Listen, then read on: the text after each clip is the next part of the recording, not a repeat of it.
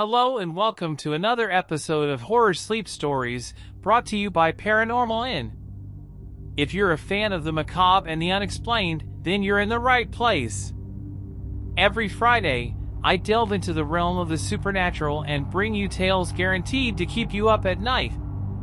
So, make yourself comfortable, turn down the volume if you dare, and let the horror unfold. Let's hear this experience of a random boy. He named this as was it aliens? I am not sure. For the better sleep experience, please use headphones.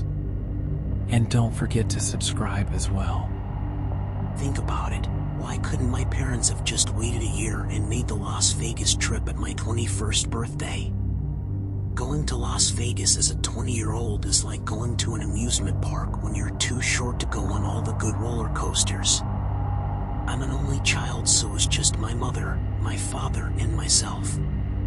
As residents of Southern California, we decided to make the drive out there in our minivan instead of paying for airfare. Not to mention avoiding the horrifying experience at the Los Angeles International Airport.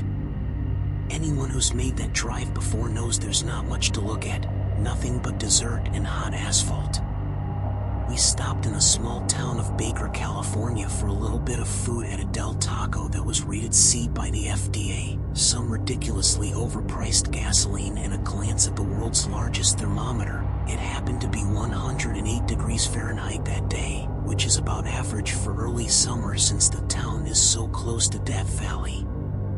The conversations on the road trip consisted mainly of my dad and I making Simpsons jokes and references, none of which my mom understood, or my parents talking amongst themselves about family matters that I didn't really care about. I had an old Game Boy with me at that time, so I wasn't completely bored out of my mind while my parents were talking. The total drive time from our house Vegas was about 6.5 hours. We got to the Strip and found our hotel. We were staying at Circus. Not the most luxurious hotel on the trip, but I had no complaints. It was a nice little 4-day, 3-night vacation where we did all the usual Las Vegas kinds of things, but that's not what I'm here to talk about. It was the 3rd day of our vacation, and we didn't really have anything planned out for that day. At first we were just going to wander around the Strip and see if anything interesting caught our eye, but my mom had a migraine headache that day, so my dad and I decided to go out on our own and leave the city while she rested.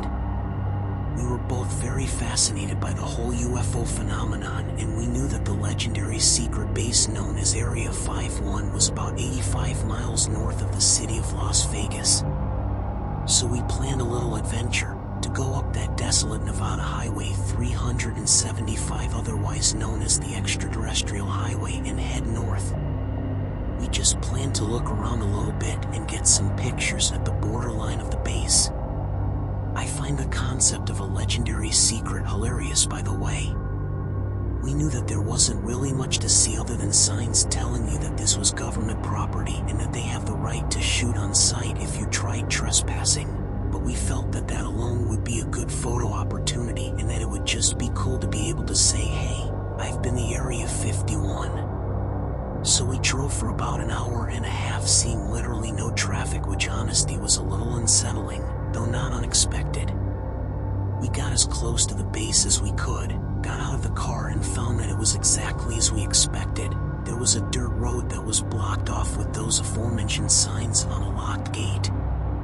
The peculiar thing was that there weren't any fences or walls blocking entry to any of the forbidden areas, just these orange markers sticking out of the ground marking the territory.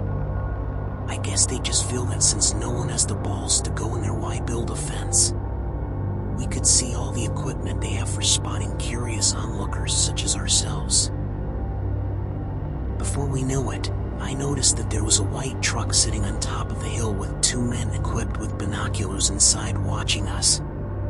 I'm sure they were there just to make sure we didn't do anything stupid and to show us that this was serious business. I bet they get people out there like us all the time. Needless to say, we didn't do anything stupid. We just took pictures of ourselves in front of the "We'll shoot on sight" sign, looked around a little bit, and decided to get heading back because it was starting to get dark.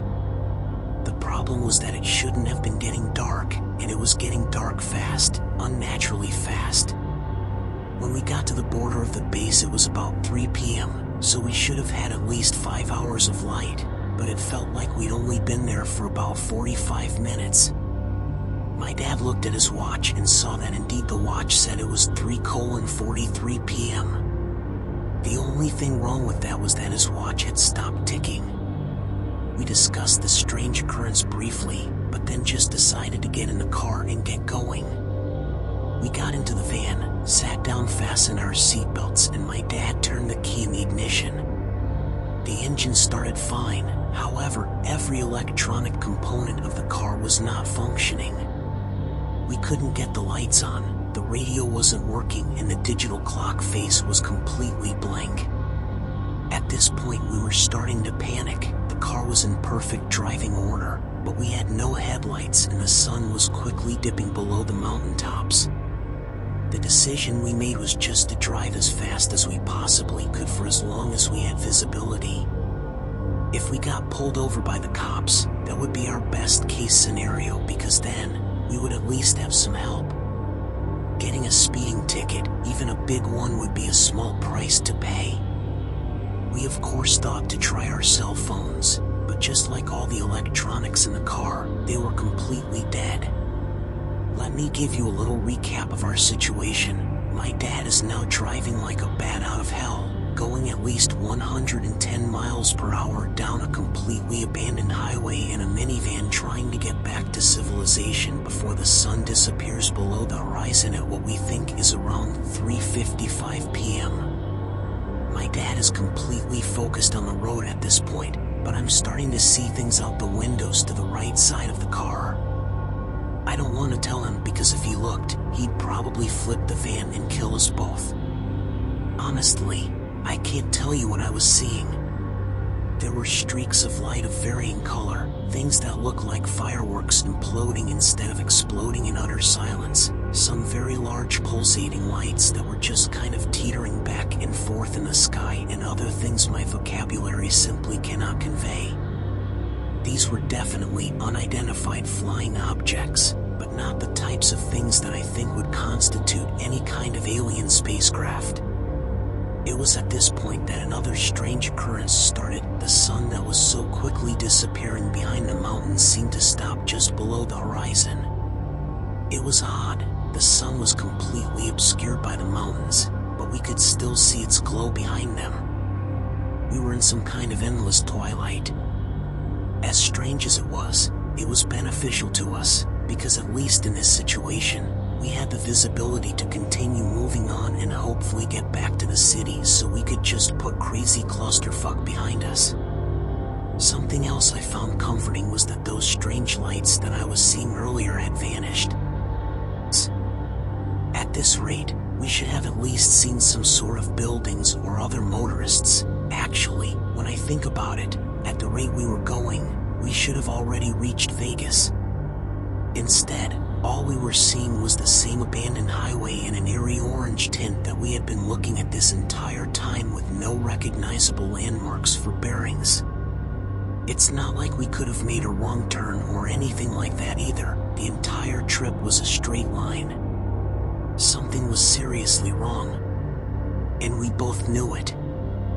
We just keep continuing down this seemingly endless road with no real semblance of time, but then we finally saw something that was different. Way off in the distance, we could see something large blocking the road in both lanes. As we got closer, we identified the obstruction as several large vehicles parked sideways. It was an apparent military blockade. There were 2 large Humvees and a single canopy-topped troop carrier. As we approached, my dad began slowing down.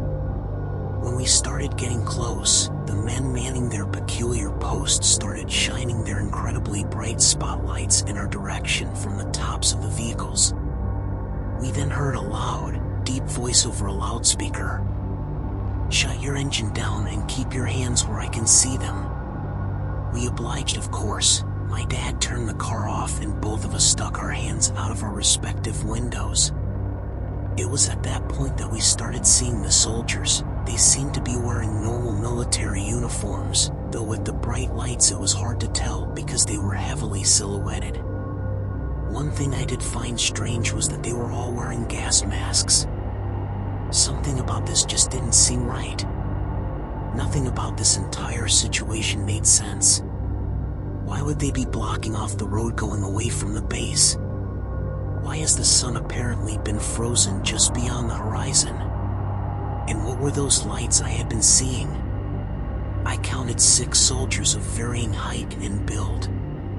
They all seemed to be carrying standard M4 assault rifles as one would expect, but there was just something about them that seemed off, that point accentuated by the gas masks.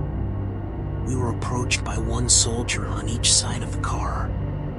Each of our windows was met with a soldier, and the one on my father's side asked in a stern, somewhat warped-sounding voice, "What business do you have being here?" My dad answered nervously, "We're just trying to get back to our hotel." Like that I started feeling strange. Time and space seemed distorted. I looked at the soldier on my side of the car and noticed that he had no skin exposed whatsoever. I looked him dead in the eye, and all of a sudden I was having images appear in my mind's eye, thousands of them, all at once, in an accompanying cacophony of sound bombarding my ears from within. I had never experienced anything so intense and overpowering in my life, and doubt that I ever will again. I used all my energy just to try and stay conscious, but I couldn't hold out for long. The next thing I knew, it was early morning the next day. The sun had apparently set and risen as it always does, and my father and I regained consciousness together. We were still in our car, with the car in motion. However, now, all the electronics were functioning properly. We were turning down the street that leads to our hotel. It seems as though my father had driven all the way back with no memory of it.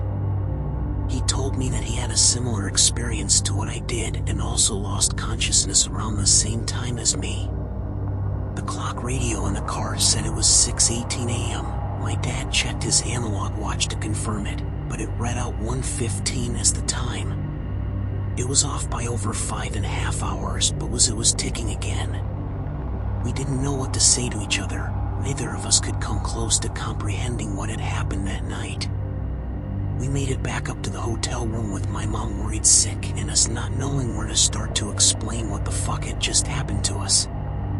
We ended up just telling her that our car broke down on the highway, so we were stuck on the road all day waiting for help and had forgotten to charge our cell phones. So it wasn't until early that morning that a generous trucker stopped and helped us get our car in working order again. She was incredibly pissed, as she had every right to be, but she believed our story. It didn't feel right telling her what actually happened, since we weren't even sure ourselves. My father and I still don't talk about that night with each other to this day. I'm not going to try to speculate on what exactly happened. Maybe we saw something we shouldn't have. Maybe the desert sun just does strange things with your mind. I will leave you with this small word of advice. If you pursue the mysterious, you've got no one but yourself to blame if you find it.